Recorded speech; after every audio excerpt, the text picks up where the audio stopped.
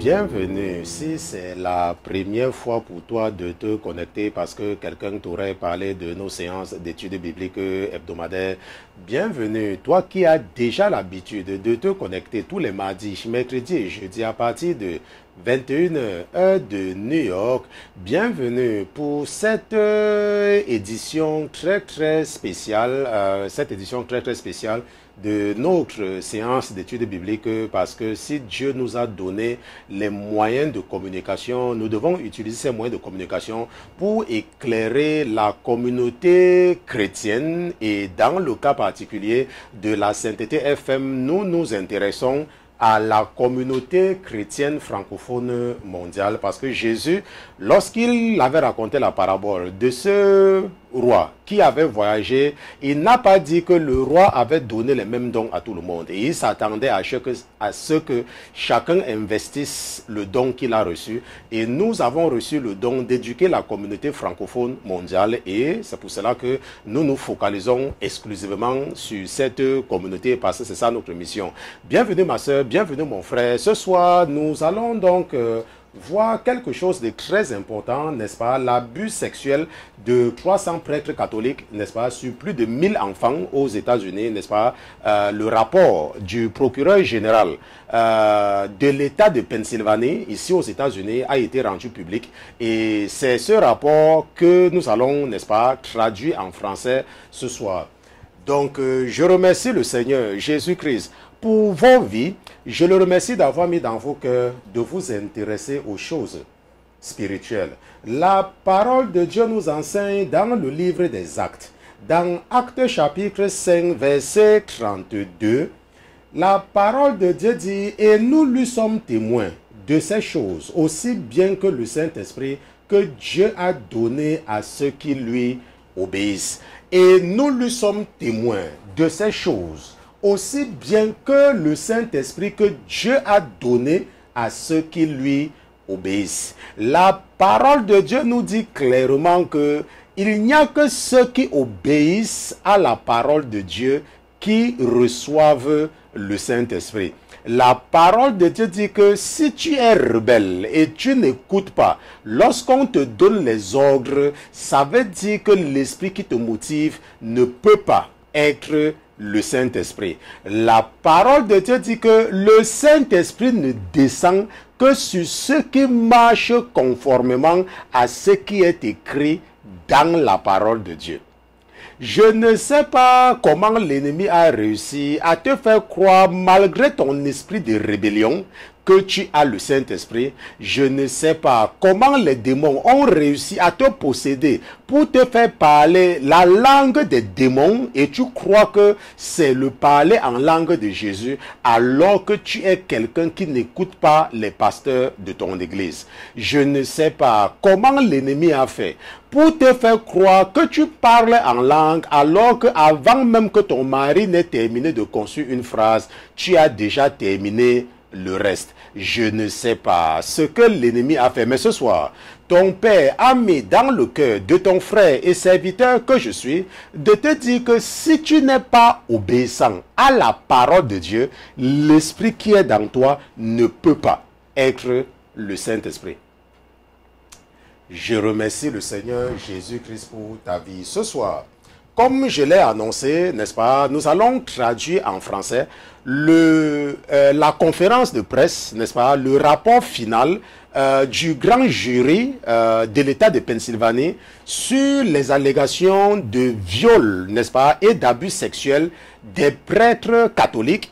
Et ce rapport a pu démontrer sur une période de 2 ans d'enquête, n'est-ce pas? Et nous parlons des États-Unis, nous ne parlons pas du Togo ici, nous ne parlons pas du Cameroun, nous ne parlons pas de la Côte d'Ivoire, nous parlons des États-Unis, n'est-ce pas? Ça veut dire que c'est là où l'information est sûre, n'est-ce pas? Ce rapport par le procureur général de l'État de Pennsylvanie ici aux États-Unis prouve que plus de 300 prêtres catholiques ont molesté, ont abusé sexuellement, ont violé plus de 1000 enfants, n'est-ce pas? Ont abusé de plus de 1000 enfants sexuellement, et c'est ça que nous allons voir ce soir.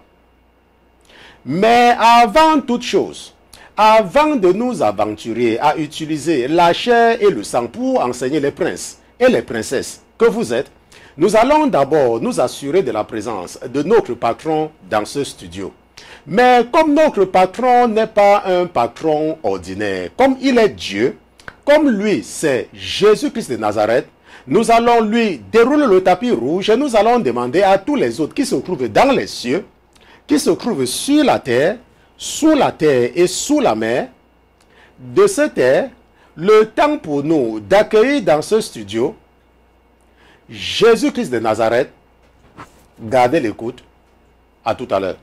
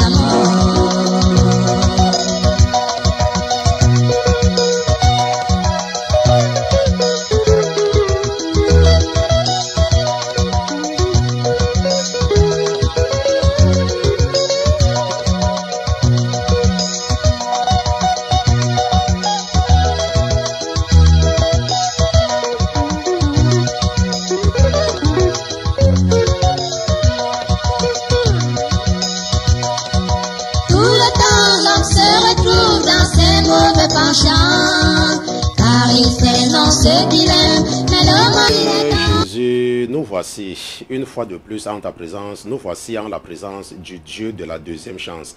Nous voici en ta présence, mon Dieu, mon roi, parce que tu es Dieu. Nous voici en ta présence, parce que c'est toi qui as créé les cieux et la terre, et c'est toi qui as trouvé le moyen de déposer en nous quelque chose qui nous aide à être attentifs à ta voix, à être attentifs à tes avertissements et à être attentifs à la ruse de ce perdant qui a décidé d'amener avec lui beaucoup de tes enfants qui ne sont pas attentifs, beaucoup de tes enfants qui sont négligents. Mon Dieu, mon roi, ce soir, nous ne sommes pas en ta présence parce que nous avons voulu, mais c'est parce qu'il y a quelque chose en nous qui nous encourage toujours à venir nous asseoir à tes pieds, qui nous encourage à être attentifs et qui nous rassure que si nous ne marchons pas selon ta volonté, alors certainement, le moment viendra, tu te sépareras de nous. Et la séparation entre la créature et son créateur est très pénible. Et non seulement cette séparation sera pénible, mais nous allons nous retrouver dans cet endroit que tu as préparé pour ce perdant avec sa cohorte de démons. Mon Dieu, mon roi, pense seulement au sacrifice que tu as offert à la croix du calvaire. Pense seulement que c'est à cause de l'amour que tu as pour nous, que tu avais mis ton Rome en péril, que tu étais venu accepter de te faire cracher par ta créature parce que tu nous aimes et que nous sommes le chef-d'œuvre de ta création. Seigneur Jésus, ne méprise surtout pas nos louanges et nos adorations. Ne méprise surtout pas le fait que nous avons tout arrêté ce soir afin de venir nous asseoir à tes pieds pour être éduqués spirituellement. Père éternel, parle à tes enfants dans un langage qu'ils peuvent comprendre. Nous te disons merci de ne jamais mépriser nos rendez-vous hebdomadaires. Au nom de Jésus-Christ, ton serviteur et tes enfants, d'une seule voix, nous te disons Amen, Amen, Amen, Amen.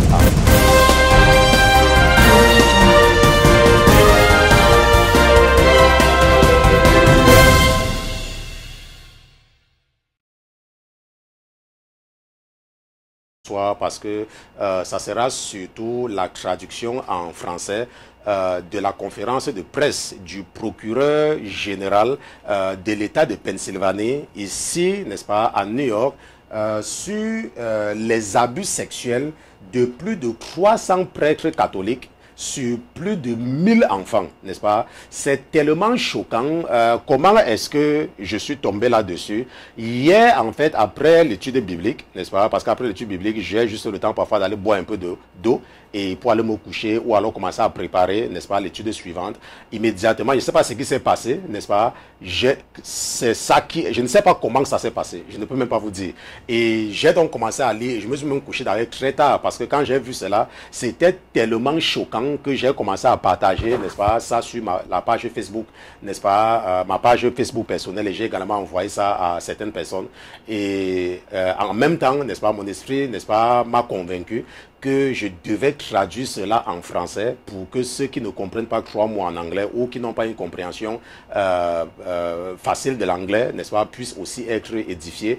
Et surtout également pour les parents qui continuent à être dans l'ignorance, n'est-ce pas, qui continuent toujours à être dans l'ignorance, de voir eux-mêmes, n'est-ce pas, que ce que nous décrions tout le temps, ce n'est pas seulement quelque chose que nous décrions pour décrire, n'est-ce pas, que c'est une réalité du danger de l'hérésie du catholicisme romain. Et nous allons écouter le procureur général de l'État de Pennsylvanie, ici à New York, qui est en train de donner le rapport de 2 ans d'enquête, n'est-ce pas, sur plusieurs diocèses catholiques dans l'État de Pennsylvanie et comment les prêtres ont abusé même des enfants qui sont âgés même de 18 mois. Et comment nous allons également voir comment un prêtre va abuser de 5 sœurs dans une famille. Et nous allons voir comment un prêtre va abuser d'un garçon de 7 ans jusqu'à ce qu'il va avoir sa colonne vertébrale fracassée et il va se retrouver dans un état végétatif et il va mourir dans cet état-là. Ok? Donc ça, c'est très important. Donc, parce que nous, j'ai voulu négliger la radio ce soir, mais comme le pasteur Martin avait dit, n'est-ce pas, il y a les gens qui ne peuvent que nous écouter par la radio parce que peut-être ils sont en train de travailler, ils sont en train de faire autre chose, ils ne peuvent pas regarder visuellement. Donc, nous allons faire une coordination, n'est-ce pas, ça veut dire que mon ordinateur qui est ici en face de moi, n'est-ce pas, je serai en stand-by, n'est-ce pas, le frère Pierre qui s'occupe beaucoup plus de la radio, n'est-ce pas, est aussi en stand-by, et mon fils, n'est-ce pas, qui est derrière, n'est-ce pas, pour ceux qui nous écoutent en direct, est aussi en stand-by. Et nous allons écouter ensemble, parce que moi, je vais traduire pour le bénéfice, n'est-ce pas, de tous, parce que la même voix va passer sur YouTube et la même voix va passer, n'est-ce pas. Et comme j'ai besoin du retour, n'est-ce pas, nous sommes un peu limités, parce que j'ai besoin du retour, c'est pour ça que je suis obligé d'écouter, n'est-ce pas, à partir de l'ordinateur qui est devant moi. On se comprend, parce que c'est le direct. Ok, si c'était en différé, ça devait être différent. Donc, nous allons donc ensemble, n'est-ce pas, écouter cette conférence de presse. Ça dure 40 minutes et après cela, nous allons nous retrouver peut-être pour quelques commentaires. Mais ce que le procureur dit sera tellement évident et tellement clair que je ne pense même pas que j'aurai quelque chose à ajouter, n'est-ce pas? Et je te prie, si tu connais quelqu'un qui est catholique, n'est-ce pas, fais-le voir ceci. Si tu connais quelqu'un qui continue à envoyer ses enfants, n'est-ce pas, dans les séminaires ou dans ces choses-là, fais-le voir, n'est-ce pas, cette traduction en français. Ok. Donc, je ne sais pas si nous sommes prêts tous et nous allons lancer ensemble, n'est-ce pas? Allons-y.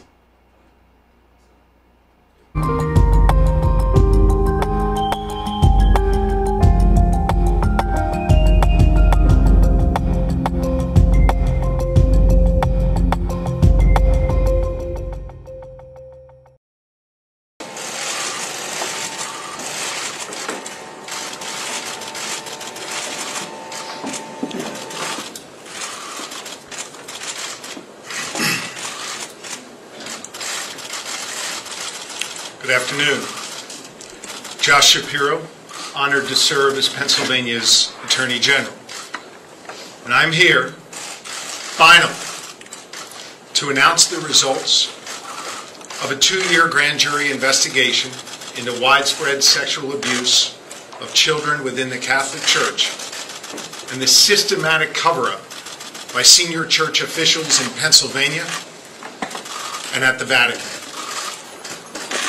The investigation involved dozens of dedicated teammates, agents, and lawyers of mine in the Office of Attorney General. Their commitment, know-how, and compassion is truly inspiring. Our team was led by 3 extraordinary prosecutors.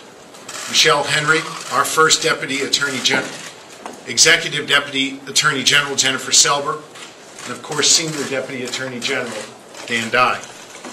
I also want to thank a special unit within the FBI whose assistance was indispensable to our investigation. Over the last several months, an intense legal battle has played out between my office and individuals who have concealed their identities through sealed court filings. These petitioners, and for a time some of the dioceses, sought to prevent the entire report from ever seeing the light of day. In effect, they wanted to cover up the cover-up. They sought to do the same thing that senior church leaders in the diocese we investigated have done for decades: bury the sexual abuse by priests upon children and cover it up forever. Shamefully, these petitioners still don't have the courage to tell the public who they are. Moments ago, an 884-page report issued unanimously by the 40th statewide investigative grand jury, the largest, most comprehensive report into child sexual abuse within the Catholic Church ever produced in the United States, was released. It builds on the Boston Globe's Spotlight report, which identified 229 abuser priests, the 2005 Philadelphia grand jury report into the Archdiocese, which identified over 60 abuser priests, and the 2016 Altoona-Johnstown investigation conducted by the Office of Attorney General, which named at least 50 abuser priests. The report published today, in accordance with the July 27th Pennsylvania Supreme Court order, has some redactions. Let me be very clear. My office is not satisfied with the release of a redacted report. Every redaction represents an incomplete story of abuse that deserves to be told. We have oral argument scheduled in front of the Pennsylvania Supreme Court for September the 26th. And you can be certain that we will fight vigorously to remove every redaction and tell every story of abuse and expose every cover-up. While those redactions represent just a very small fraction of the predator priests named by this grand jury, no story of abuse is any less important than another. Today, Pennsylvanians can learn the extent of sexual abuse in these dioceses. And for the first time, we can begin to understand the systematic cover-up by church leaders that followed. As the members of the grand jury wrote in their report, we need you to hear this. There have been other reports about child sex abuse within the Catholic Church, but never on this scale. For many of us, those earlier stories happened someplace else. Now we know the truth. It happened everywhere. This lengthy report was written by 23 committed grand jurors based on extensive testimony and documentation. It goes into great detail about widespread sexual abuse and cover-up within the Catholic Church. I respectfully ask for your patience as I walk you through the contents of this report. And while I will endeavor to give a full accounting of the report so that you get a full picture of what transpired in the shadows over decades, nothing I can say in the time we have together today will do full justice to the 2 years of work done by these grand jurors. I ask that you take the time to read the report.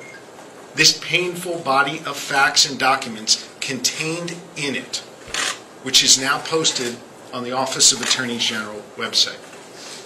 Now I will lay out the following: the unprecedented scope of this investigation, the abuse, diocese by diocese, charges resulting from this grand jury investigation, the systematic cover-up by church leaders, the weaponization of faith, the failure of law enforcement, and finally, the recommendations of the grand jury.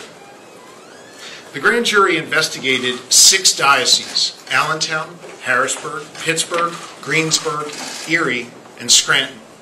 Their work built on previous grand jury investigations into the Diocese of Philadelphia and Altoona, Johnstown, and paints a complete picture of abuse and cover-up in every diocese in Pennsylvania. The grand jury investigation began about 2 years ago because we realized during the Altoona, Johnstown investigation that the abuse and cover-up was not just limited to that region, but it was pervasive throughout the entire Commonwealth of Pennsylvania. Dozens of witnesses testified before the grand jury, detailing acts of sexual abuse by priests and how senior church officials covered up their criminal conduct, prioritizing their institution over the safety and welfare of these young boys and girls. The grand jury subpoenaed and reviewed 500,000 pages of documents, internal church documents, and official records. The abuse scarred every diocese. The cover-up was sophisticated. And all the while, church leadership kept records of the abuse and the cover-up.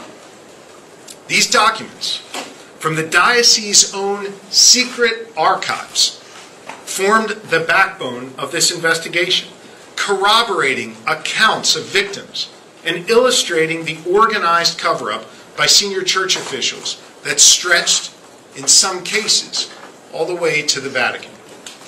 The term secret archives is not my term.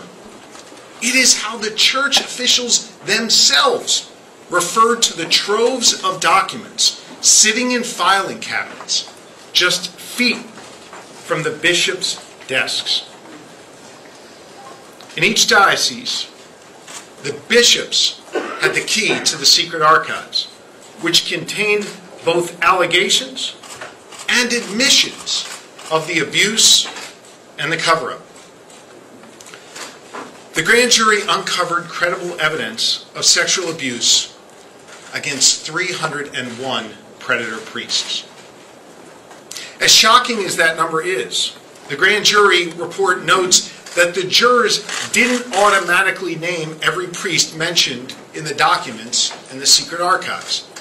They actually received files on more than 400 priests, but were careful not to name names if the information was too scanty to make a reasonable determination about what had happened. Over 1,000 child victims were identified by our investigation, though the grand jury notes that they believe that number was in the thousands. As the report reads, we should emphasize that while the list of priests is long, we don't think we got them all. We feel certain that many victims never came forward, and that the diocese did not create written records every single time they heard something about abuse, the grand jurors wrote. As I detail the grand jury's findings, I will use graphic language from the report that may make some uncomfortable. But these words are the only way to adequately explain the sexual abuse committed by priests upon children. This is not to be salacious. It is to share the truth. To keep a promise I made to these victims that I would, in their words, talk about what this abuse actually was, and not rely on the euphemisms that church officials used for decades to cover it up. You see, church officials routinely and purposefully described the abuse as horseplay and wrestling and inappropriate contact. It was none of those things. It was child sexual abuse, including rape, committed by grown men, priests, against children. Above all else, they protected their institution at all cost. As the grand jury found, the church showed a complete disdain for victims.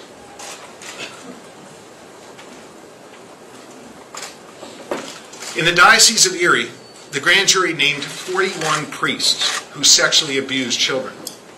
One priest in Erie, Father Chester Goronsky, fondled boys and told them he was doing so to perform a cancer check. In 1987, after complaints were filed against him, Goronsky provided the diocese with a list of 41 possible victims. He confirmed at least 12 children he had performed this cancer check on. He had freely confessed to multiple instances of sexual abuse. Yet from 1987 until 2002, 15 years, Goronsky remained in active ministry and repeatedly was reassigned to new parishes. In the Diocese of Allentown, the grand jury named 37 priests who sexually abused children. Please help me. I sexually molested a boy. One priest, Michael Lawrence, admitted to Monsignor Anthony Montone. Montone noted the confession in a handwritten confidential memo. Even after the admission by the priest, the diocese actually ruled this experience will not necessarily be a horrendous trauma for the victim, and all the family needed was the opportunity to ventilate.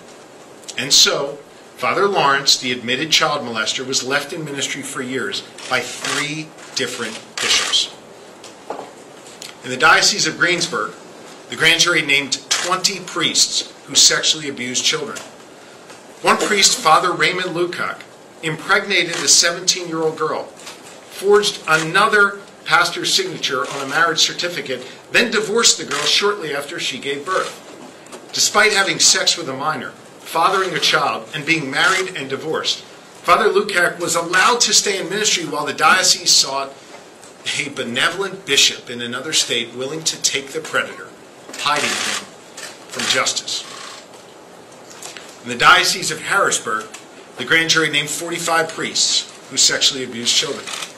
One priest, Father Joe Pease, sexually assaulted a boy repeatedly when the boy was between 13 and 15. Pease admitted to diocese officials to finding the victim naked upstairs one time in the rectory, but said it was all just horseplay and nothing sexual occurred. At this point, we are at an impasse. Allegations and no admission, the diocese wrote in one of those secret memos, before cycling this predator through church-run treatment and allowing him back into active ministry for 7 more years. In the Diocese of Pittsburgh, the grand jury named 99 priests who sexually abused children. A group of at least 4 predator priests in Pittsburgh groomed and violently sexually assaulted young boys. One boy was forced to stand on a bed in a rectory, stripped naked, and pose as Christ on the cross for the priests. They took photos of their victim, adding them to a collection of child pornography which they produced and shared on church grounds.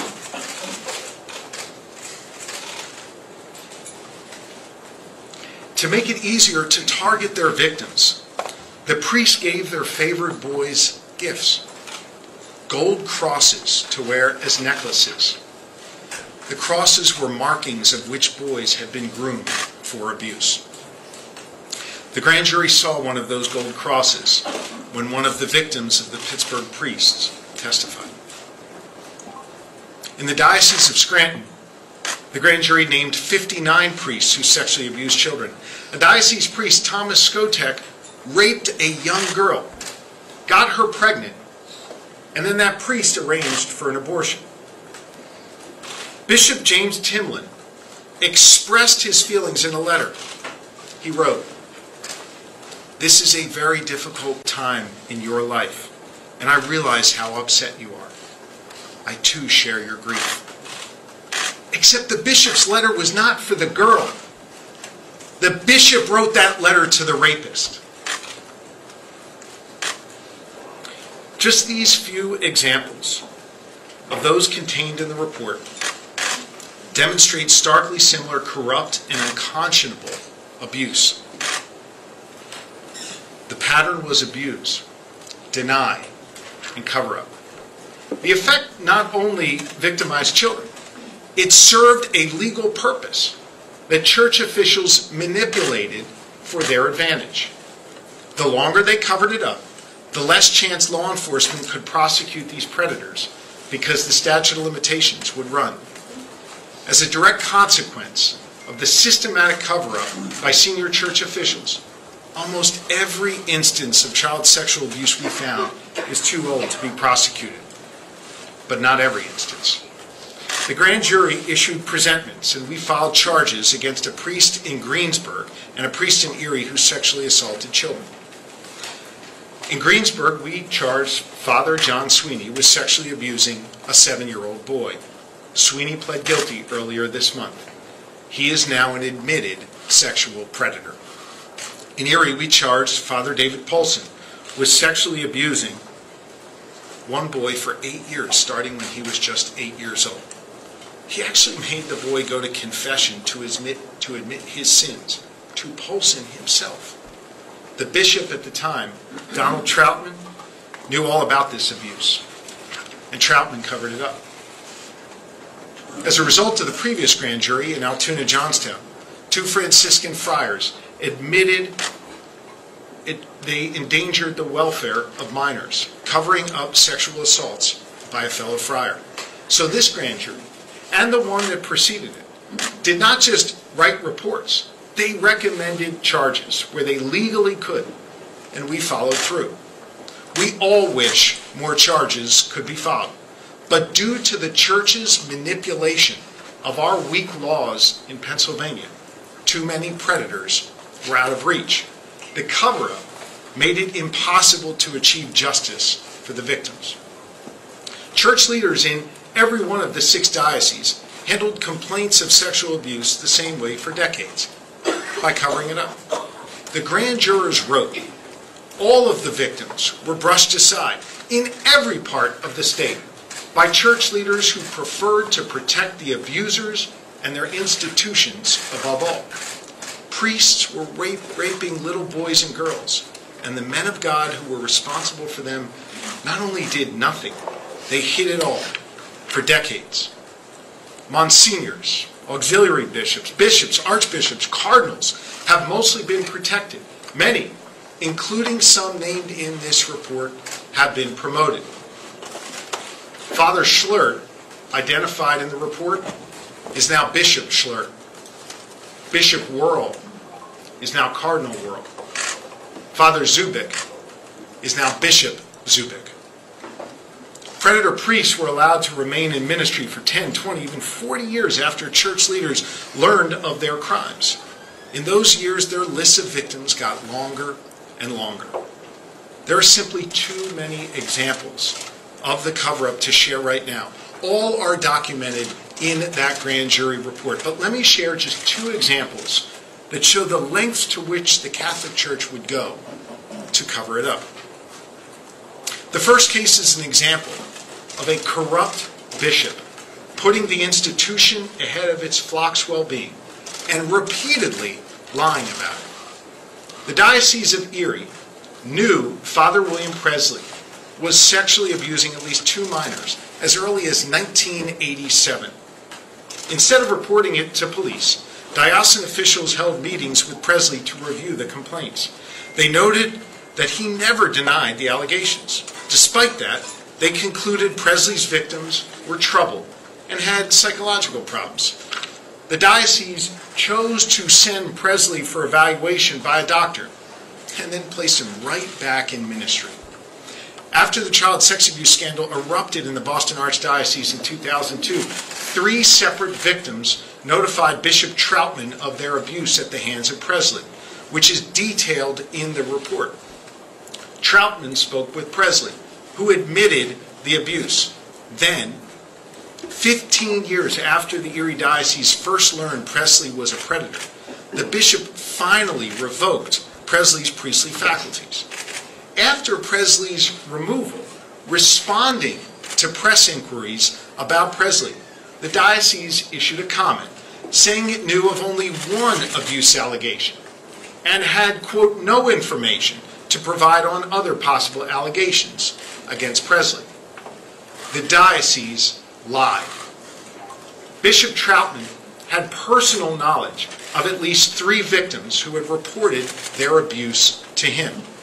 There was only one entity that Bishop Troutman apparently was honest with: the Vatican. The bishop privately detailed the abuse to Vatican officials in 2003, writing, it, quote, confirms my suspicion that there are even more victims of the sexual abuse and exploitation perpetrated by Presley. The diocese and Troutman were telling the public and the faithful one thing, while they were telling the Vatican an entirely different story. Years later, in 2006, Troutman finally chose to report Presley to law enforcement, falsely telling prosecutors that these allegations only came to light a few years ago. The grand jury found this report to law enforcement was another lie.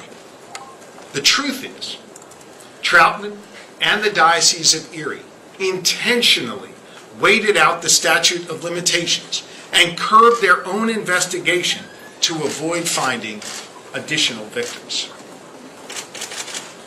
The next case highlights the horrendous abuse perpetrated by one abuser priest on an entire family, and a diocese disregard by doing nothing to investigate the abuse for years, despite knowing of credible allegations against the priest.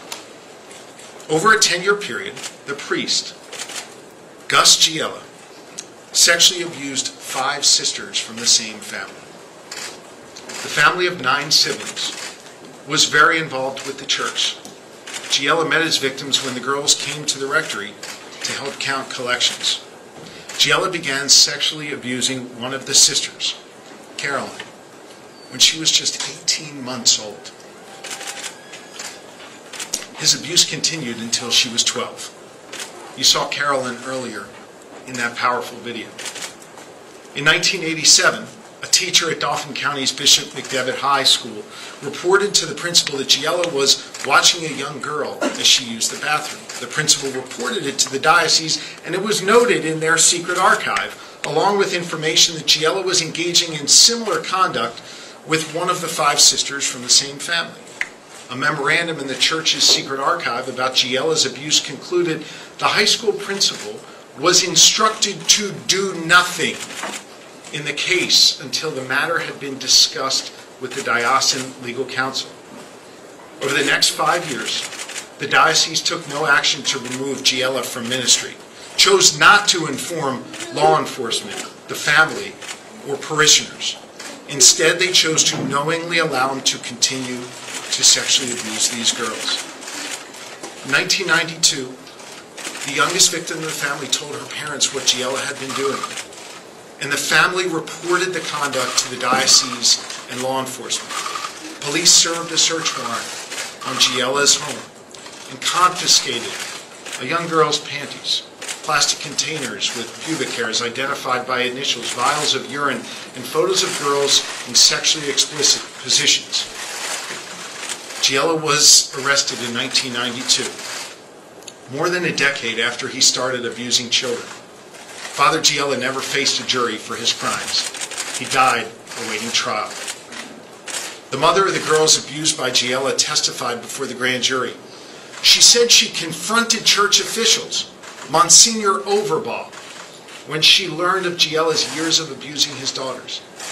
In response, she said the Monsignor told her, "I wondered why you were letting them go to the rectory." The grand jury concluded Giella's tragic abuse of these girls could have been stopped much earlier if the Diocese of Harrisburg had acted on the original complaint. The family of the sisters abused by this predator have never been able to tell their story until today. They were gagged from speaking by a confidentiality agreement insisted on by the diocese in exchange for settling their claims against the church. Instead of helping these girls heal, they paid for their silence.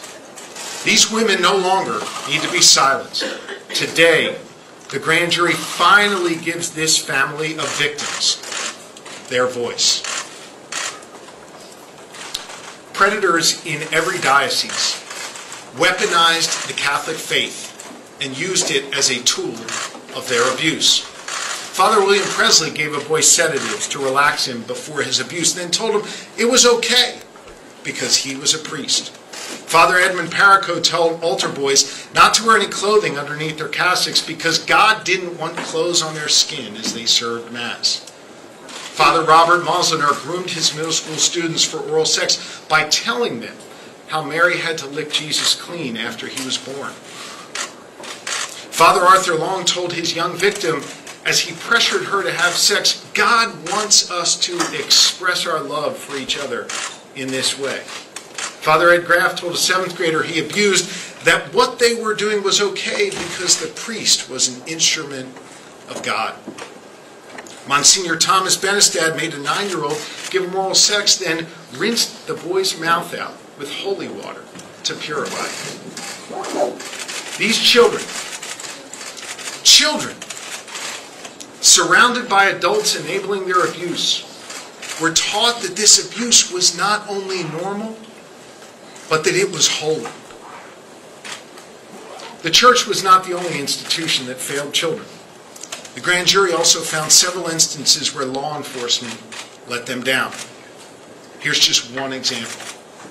In the Diocese of Pittsburgh, District Attorney Robert Masters of Beaver County reported to church leadership concerned about an abuse investigation involving one of his priests that, quote, in order to prevent unfavorable publicity, he halted all investigations into incidents involving other young boys.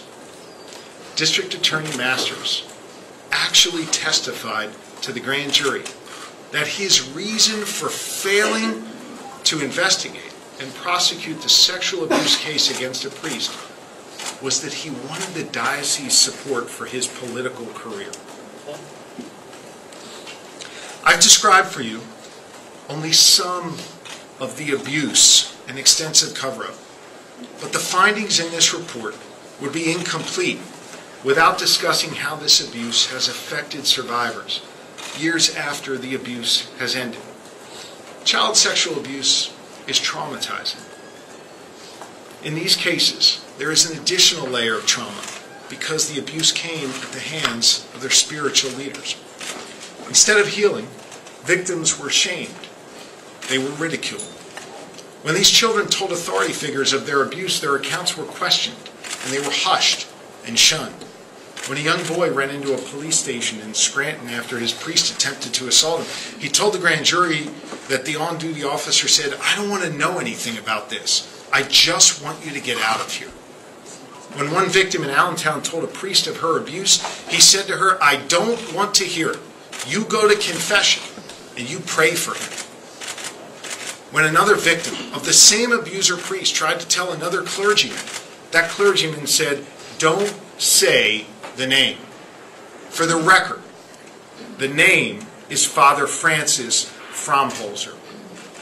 One victim, despite being assaulted by a Monsignor, still felt so strongly about his faith that he himself became a priest.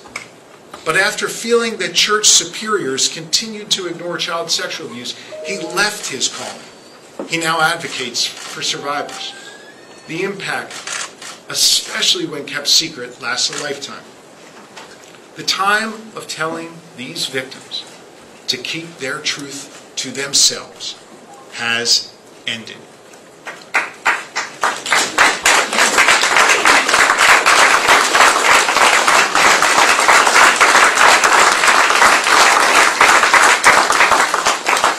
Unlike the Catholic Church and some in law enforcement, we hear you and we believe your truth. I want to thank the many victim support groups. En direct, mais le but pour moi, n'est-ce pas, c'était de vous donner une idée de ces abominations. Est-ce qu'on se comprend? Donc, si tu peux comprendre l'anglais, c'est quelque chose vraiment de terrible. Ok, surtout, il y a une chose qui m'a fait presque pleurer, n'est-ce pas? J'ai même pleuré en esprit. C'est le cas de ce prêtre qui a abusé, qui a violé 5 sœurs de la même famille, une famille de 9 enfants. Et il a commencé à violer, à abuser sexuellement de la plus jeune quand elle avait 18 mois. Jusqu'à l'âge de 12 ans. Et elle est là, n'est-ce pas? Elle est présente parce qu'elle était dans l'une des vidéos. Je voulais la montrer, mais sa photo ne fait que défiler parce qu'elle était... Elle est quelque part. C'est elle qui est quelque part ici, n'est-ce pas? Ici, là. N'est-ce pas? C'est elle. Parce qu'il y a une autre vidéo où elle est présente, n'est-ce pas? Où le prêtre a commencé à l'abuser à l'âge de 18 mois. Et ce qui est là, c'est que on se rend compte que, n'est-ce pas, les autorités de l'Église catholique étaient au courant des abus. Mais ils ne faisaient rien. Pourquoi? Parce qu'il y a une loi, n'est-ce pas, aux États-Unis qu'on appelle des statutes of limitation. Ça veut dire quoi? Des statutes of limitation, ça veut dire que il y a un temps déterminé pour reporter ou bien pour déclarer un abus.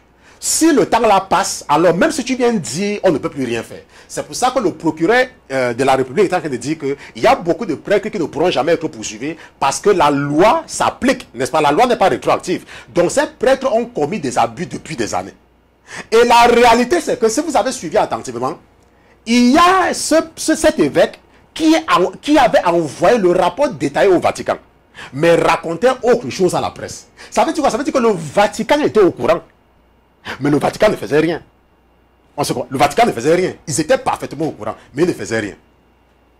Et ce rapport est disponible sur le site, n'est-ce pas, du procureur général de l'État de Pennsylvanie. Ici, tu peux partir là-bas, n'est-ce pas, si tu googles Pennsylvania Attorney General, n'est-ce pas, Pennsylvania Attorney General Office, n'est-ce pas, ça va te donner le site internet. Ok? Et ou alors tu peux google, n'est-ce pas, tu peux google Attorney General Josh Shapiro report, ok, et ça va te donner cela, et tu peux, n'est-ce pas, faire le copier-coller dans Google Translate, et ça va te traduire totalement, n'est-ce pas, parce que son rapport donne les noms de ces prêtres. Plus de 301 prêtres. Et il dit que les 301 prêtres ont abusé, ont violé, ont sodomisé plus de 1000 enfants. Et il dit que selon lui, il pense que les 1000 là, c'est rien. Que ça doit être des milliers. Ça, c'est l'Église catholique. Maintenant, ça, ce sont les gens du monde qui ont fait une enquête. Ça, ce n'est pas que c'est quelque chose de... que c'est nous, les églises de réveil. Non. Ça, ce sont les gens du monde, entre eux là-bas. C'est pour cela que chaque fois, lorsque nous décrions l'hérésie du catholicisme romain, ce n'est pas parce que nous voulons nous attaquer à l'église catholique. L'église catholique est satanique. L'église catholique romaine est démoniaque. C'est une église qui est dirigée par Lucifer. Ce n'est pas une question parce que comment est-ce que tu peux t'imaginer que des prêtres abusent, n'est-ce pas, sexuellement? Comment peux-tu imaginer que quelqu'un qui est prêtre abuse sexuellement d'un enfant de 18 mois? Comment tu peux t'imaginer qu'un prêtre sodomise un garçon de 7 ans? Et il avait sodomisé cet enfant tellement fort que ça a cassé la colonne vertébrale de ce garçon. Et il a été paralysé pendant toute sa vie jusqu'à mourir. Ça, c'est un prêtre. Ce n'est pas une question de dire que c'est un prêtre particulier. Si c'était que c'est 1 ou 2 ou 3, on devait dire que oui, maintenant, ce rapport, ce n'est pas le premier rapport. Il y a un scandale qui a éclaté il y a quelques années, où l'Église catholique a dédommagé tellement les victimes. Maintenant, pourquoi est-ce qu'on demande aux victimes de réclamer des réparations? Il y a quelqu'un qui a expliqué que si on dévoile seulement, sans réclamer les réparations financières, ça ne va pas les faire mal. C'est pour cela qu'ils encouragent les victimes à demander des réparations des milliers de dollars ou des millions pour appauvrir cette église-là. Parce que c'est à cause de leur pouvoir financier qu'ils arrivent à établir des endroits partout pour abuser sexuellement des petits-enfants. On se comprend?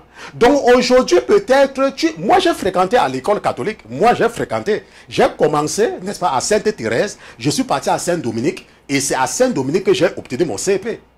Mais peut-être moi, je n'étais pas, parce que moi je ne fréquentais pas les prêtres. Je ne les fréquentais pas. Je partais seulement à l'école. Mais toi, peut-être que tu m'écoutes et tu as ton enfant qui est tellement actif dans les activités. Qu'est-ce que tu sais? Est-ce que tu sais ce qu'on fait à ton enfant? Parfois, les enfants ne parlent pas. Les enfants restent tranquilles parce qu'ils ont peur des prêtres. Est-ce que tu comprends? Ils ont peur des prêtres. Donc peut-être qu'on est en train d'abuser de ta fille. Peut-être qu'on est en train d'abuser de ton fils. Tu vas te dire que, oh, pasteur Christian, c'est aux États-Unis. Non. Si ça s'est passé aux États-Unis, il y a un scandale qui a éclaté dernièrement en Amérique latine. Ça veut dire que ça se passe aussi en Afrique. L'église catholique, c'est l'antichambre de l'antichrist. C'est la chambre, n'est-ce pas? C'est la chambre, ça veut dire que c'est le royaume, ça veut dire que c'est l'église de Satan, c'est l'église de Satan sur la terre. Ce n'est pas une blague, je vous dis ce qui est vrai. C'est pour ça que vous voyez que les catholiques sont à l'aise dans le péché. Un catholique peut sortir de l'église maintenant et il part chez un marabout, ça ne le dérange pas. Un catholique peut insulter sa femme, ça ne lui dit rien. Pourquoi? Parce que c'est satanique. Est-ce que tu comprends? Maintenant, mais il y a des gens qui partent là-bas parce qu'ils aiment Dieu. Mais parce qu'ils sont nés dans des familles déjà catholiques, ils n'ont pas les yeux ouverts. On se comprend? Il y a des gens qui aiment vraiment Dieu et qui ne sont pas conscients de ce qui se passe là-bas dedans. Mais aujourd'hui, si tu étais encore le genre que tu te dis que oh, on s'attaque à l'église, s'il te plaît, ce n'est pas une question qu'on s'attaque à l'église. Nous faisons seulement notre travail. Et je t'encourage toi-même, je vais m'arranger ou alors je vais demander à votre sœur, ok, qui s'occupe de notre chaîne YouTube, n'est-ce pas, parce que la vidéo sans traduction est disponible. J'ai fait le montage vidéo. Nous allons mettre même ça en anglais sur notre chaîne YouTube, n'est-ce pas, sans cette étude biblique, ok, pour que toi-même tu partes écouter en anglais, si tu peux comprendre, ou tu demandes à quelqu'un de te raconter. Ou alors, ceux qui parlent le français et l'anglais, eux, ils pourront écouter ces rapports.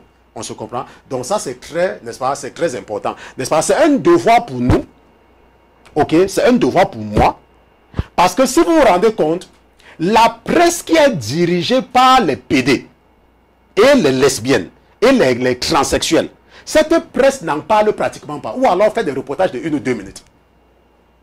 Et parle beaucoup plus en faveur du Vatican. Pourquoi? Parce que c'est la même institution satanique. Maintenant, si nous, maintenant, les leaders spirituels, nous restons tranquilles sans dévoiler les abus, personne ne va faire une étude détaillée ou un reportage détaillé comme le pasteur Christian par rapport à cela. Pourquoi? Parce que même beaucoup d'églises de réveil ne sont que des camouflages du catholicisme. Et personne ne va en parler. Mais malheureusement pour Lucifer, il n'avait pas prévu que Dieu devait susciter le pasteur Christian pour dévoiler tous les abus de l'église catholique. Chaque fois que il y aura quelque chose, je vais toujours, tant que je suis en vie, je vais toujours m'assurer que la communauté chrétienne francophone soit au courant des abus de l'église catholique romaine. Et ça, je ne fais pas parce que je veux. C'est parce que ma Bible me dit dans Ézéchiel que fils de l'homme, si tu vois, si un peuple choisit parmi lui une sentinelle, si la sentinelle voit venir le danger et n'avertit pas le peuple, bien sûr, le danger va frapper, mais je vais tenir la sentinelle pour responsable. Et moi, je ne veux pas être tenu pour responsable de votre ignorance. Ok? Donc, mon intention au départ, c'était, n'est-ce pas, de traduire ce rapport en entier, dans son entièreté. Mais à cause du fait que nous sommes en direct, ce n'était pas facile, n'est-ce pas, d'écouter au même moment. Surtout que j'écoutais au niveau de la radio et je voyais autre chose. Il y avait un décalage, donc ça ne me permettait pas. C'est pour ça que vous voyez que parfois je m'arrêtais, je préférais seulement donner l'idée, n'est-ce pas, ce qu'il a dit, parce que j'écoutais après. Parce que parfois, lorsque nous faisons des traductions, n'est-ce pas, c'est dans un calme, c'est un peu plus calme et le retour est direct dans l'oreille. Et en ce moment, là-bas, il éteint et tu peux donc traduire au fur et à mesure. Et ce n'était pas facile, n'est-ce pas, d'être en direct sur YouTube, en direct à la radio et puis devant moi également. Ok, mais je sais que, n'est-ce pas, le plus important a été expliqué et le plus important a été dit. Ok, donc malgré le fait que nous avons commencé avec du retard, n'est-ce pas, nous allons nous arrêter ici, là, et nous n'allons pas nous retrouver demain, pour des raisons évidentes. Nous allons seulement nous retrouver la semaine prochaine, n'est-ce pas, pour revenir sur ce que nous avons arrêté depuis 2 semaines, n'est-ce pas, les grands empires de l'Antiquité. Nous allons revenir sur l'empire assyrien, l'empire babylonien, et, n'est-ce pas, l'empire romain, n'est-ce pas, l'empire grec, jusqu'à, je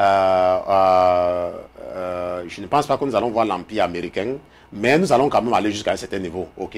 Et ça va nous permettre de faire une étude détaillée, n'est-ce pas, de la Mésopotamie ancienne.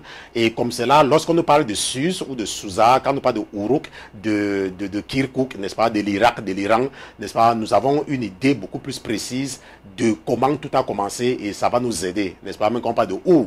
Et même là où l'histoire de Job, n'est-ce pas, là où Job était, quand tout est arrivé à Job, n'est-ce pas? C'est toujours dans la Bible. C'est seulement parce que beaucoup de chrétiens n'ont pas étudié la Mésopotamie qui occupe, n'est-ce pas, l'actuel Irak, n'est-ce pas, et une partie de la Turquie et puis de l'Iran, n'est-ce pas? C'est toute cette zone-là.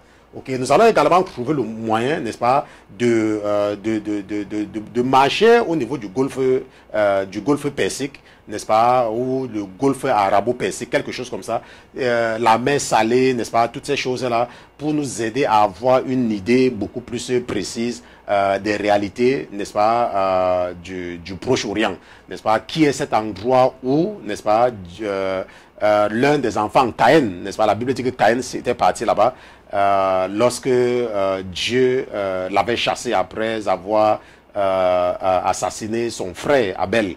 Okay? Donc tout cela c'est important de comprendre parce que ça nous donne, ça nous aide à asseoir notre foi et nous fait comprendre beaucoup plus facilement la réalité du monde spirituel. Okay? Donc nous allons prier et je vais vous confier dans les mains de votre Créateur.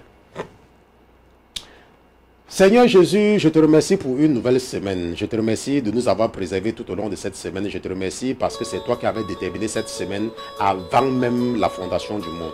Nous te remercions, mon Dieu, mon roi, pour la vérité. Nous te remercions pour notre éducation. Nous te remercions de continuer à nous révéler les choses cachées, même ce qui avait été fait dans les ténèbres, dans les chambres noires, de cette hérésie du catholisme satanique romain. Mon Dieu, mon roi, tu as utilisé même quelqu'un du monde pour aider ceux qui sont toujours aveugles de sortir de la Babylone. Parce que la Babylone va tomber, parce que la Babylone, c'est cette église satanique qui se nourrit du sang de tes enfants. Mon Dieu, mon roi, continue à déployer ton énergie pour dévoiler les abus et les abominations de cette secte satanique. Continue, mon Dieu, mon roi, à trouver le moyen de délivrer ceux qui sont encore aveuglés par les abus de ces prêtres sataniques. Mon Dieu, mon roi, continue à déployer tout l'armement nécessaire pour aider tes enfants à connaître la vérité et à voir la lumière. Je te remercie, mon Dieu, mon roi, d'avoir mis dans mon cœur d'aider mes frères et mes sœurs à être au courant de ce scandale qui a impliqué plus de 300 prêtres catholiques qui ont abusé des milliers et des milliers d'enfants, même jusqu'à l'âge de 18 mois, et de ce prêtre abominable qui a abusé de 5 sœurs d'une même famille et qui a trouvé le moyen de corrompre la famille par l'argent, enlève des signer des documents pour fermer la bouche. Mon Dieu, mon roi, tu nous as également montré comment même les autorités, la police était impliquée et comment la police intimidait même les victimes à cause de l'argent et de la pression financière de cette Babylone qui tombera certainement. Nous te remercions, mon Dieu, mon roi, pour toute révélation. Je te remercie de continuer à utiliser ton serviteur que je suis pour l'édification de mes frères et mes sœurs afin qu'ils soient libres et qu'ils voient la lumière, cette lumière qui ne peut venir que de toi. Nous te remercions pour ta fidélité au nom de Jésus-Christ, ton serviteur et tes enfants.